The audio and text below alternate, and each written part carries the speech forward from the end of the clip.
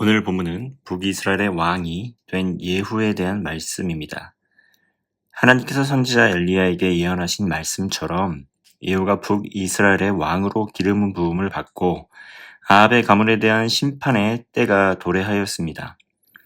엘리사는 제자를 예후에게 보내서 그에게 기름을 붓고 북이스라엘의 왕으로 선포합니다. 1절의 말씀입니다.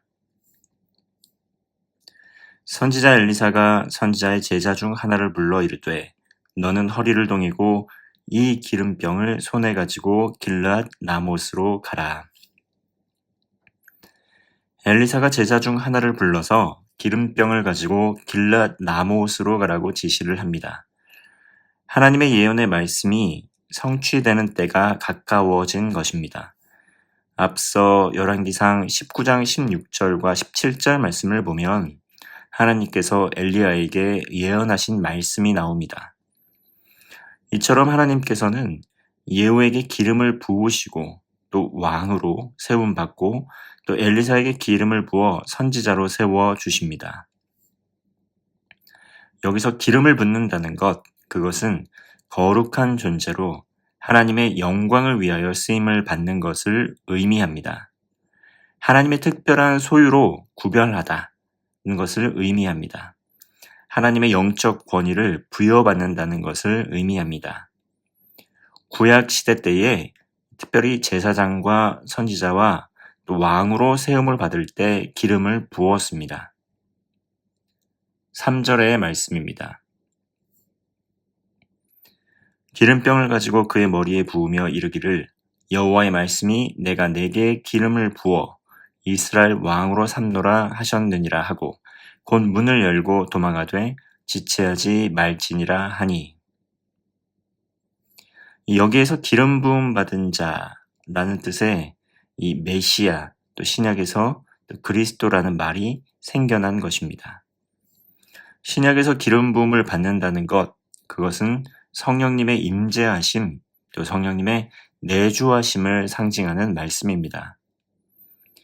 예후는 아합과 그 가문의 불순종을 심판하기 위해서 하나님께 택함받은 기름 부음을 받은 사람이었습니다.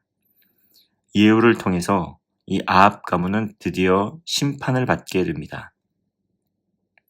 오늘 본문은 아니지만 이 15절 말씀을 보면 예후가 요람을 배신하게 되는데 이 요람이 이 아람의 왕 하사엘과 맞서서 길앗 라못을 지키다가 부상을 당해서 치료하려고 이스라엘로 돌아갔던 때에 예후는 기름 부음을 받게 됩니다.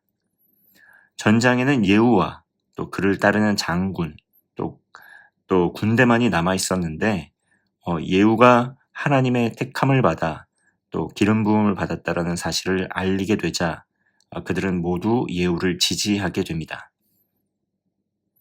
얼마나 이 요람 왕이 이 신망을 잃게 되었는지 그것을 유추해 볼 수 있는 것입니다. 이처럼 이 시기에 예후가 왕으로 세움을 받은 것은 하나님의 섭리 가운데 일어난 일이었습니다.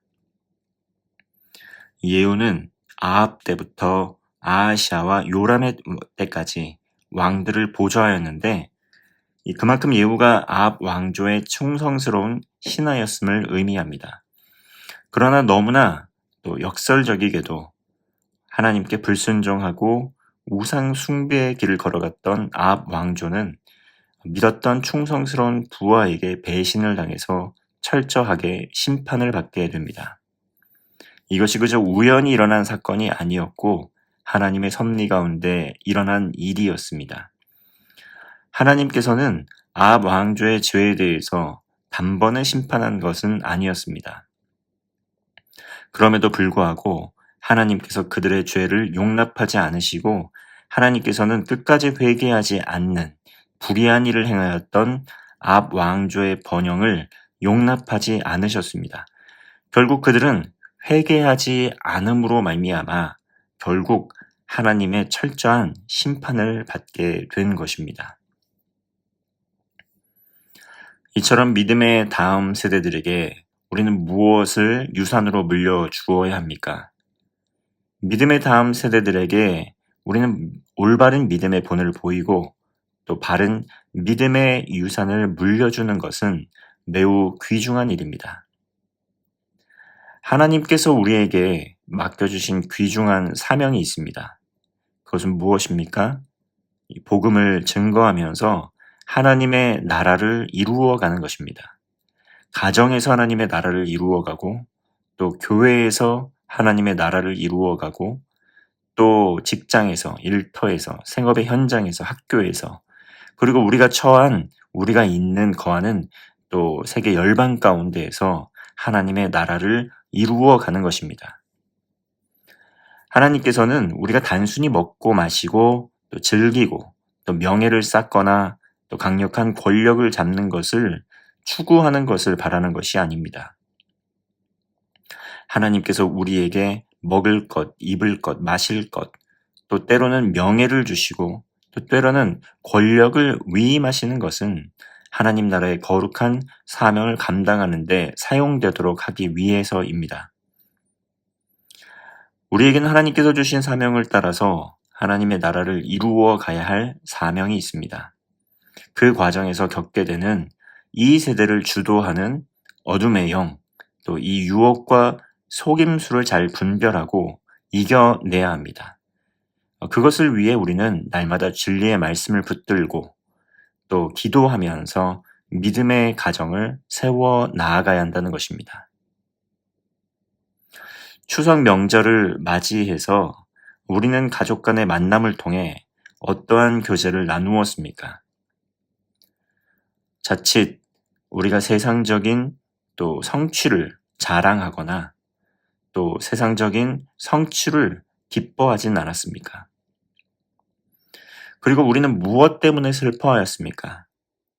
진정으로 우리가 슬퍼하여야 하는 것은 신앙 안에서, 믿음 안에서 구원을 주신 하나님을 예배하지 못하는 것, 우리의 삶에서 어느덧 신앙의 열기가 식어져 있는 것, 그러한 것들을 슬퍼해야 하지 않겠습니까? 그리고 우리가 기뻐해야 할 것은 무엇입니까? 신앙 안에서, 믿음 안에서 구원을 주신 하나님을 예배하고 또 하나님의 은혜에 감사하고 또 하나님께 영광 돌리며 기뻐해야 하지 않겠습니까? 우리의 삶에 진정으로 슬퍼해야 하는 것은 삶에 깊이 뿌리내려 있는 우상 숭배입니다. 하나님께서는 우리들의 삶의 모든 상황과 형편을 헤아리십니다. 그리고 돌봐주시는 하나님이십니다. 하나님께서는 악이 번영하는 것을 결코 기뻐하지 않으십니다. 하나님의 때는 반드시 도래합니다. 그러므로 우리는 우리의 삶을 돌아보고 삶의 모든 우상을 척결하기에 애를 쓰고 힘을 써야 한다는 것입니다. 가족 간의 만남을 통해 또 가족 간의 교제를 통해서 서로의 가정을 위하여 기도하고 또 복을 빌며 하나님께서 기뻐하시는 믿음의 가정을 이루어 가시기를 주님의 이름으로 축원합니다. 기도하겠습니다. 살아계신 하나님 아버지, 풍성한 계절을 허락하여 주시고 하나님을 예배할 수 있는 은혜를 주심에 감사를 드립니다. 하나님께서는 시건하지 않으시고 약속하신 예언의 말씀을 하나님의 때에 반드시 지키시고 성취하시는 하나님이심을 믿습니다. 하나님의 은혜를 구하는 이들에게 날마다 하나님의 얼굴을 비추어 주시고 은혜를 주심에 감사를 드립니다. 우리의 삶에 어느덧 깊이 뿌리내려 있는 삶의 모든 우상을 척결하게 하시고 또 삶의 모든 불경건한 습관을 멀리하게 될 때 보다 더 거룩하고 정결한 주님의 백성 되게 하여 주옵소서. 추석 명절이지만 슬픔을 당한 우리 환우들이 있습니다. 환우들을 기억하여 주시고 그들의 삶에 있는 모든 또 어려움과 모든 염려를 주님께 맡겨드리게 하시고 또 육신의 연약함 가운데 있는 또 그 성도들의 모든 질병을 깨끗하게 치료하여 주옵소서. 슬픔이 변하여 기쁨이 되게 하여 주시고 구원의 확신과 또 십자가의 은혜를 붙들고 하나님께 영광 올려드리는 복된 성도의 삶 되게 하여 주옵소서. 예수님의 이름으로 기도하옵나이다. 아멘.